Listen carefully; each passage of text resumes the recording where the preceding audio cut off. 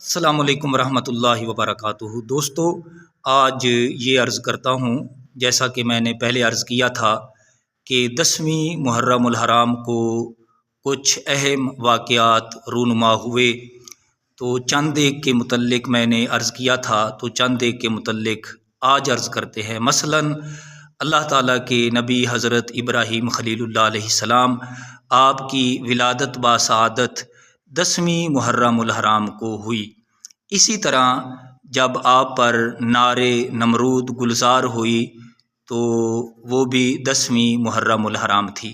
اسی طرح حضرت سلیمان علیہ السلام کو جب حکومت ملی تو 10ویں محرم الحرام تھی۔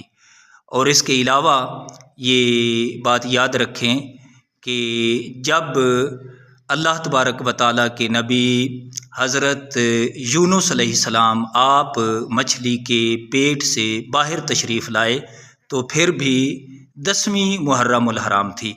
اس کے علاوہ نبی پاک علیہ السلام کے غلاموں، میں نے عرض کیا جب اللہ تعالیٰ نے حضرت ادریس علیہ السلام کو بلند مقام پر اٹھایا، یعنی انہیں جب اللہ تبارک و تعالیٰ نے زندہ جنت میں پہنچایا تو 10ویں محرم الحرام تھی۔ انشاءاللہ مزید اس بارے آگے عرض کریں گے۔ اللہ تعالیٰ ہمیں عمل کی توفیق عطا فرمائے، آمین بجاہ النبی الامین۔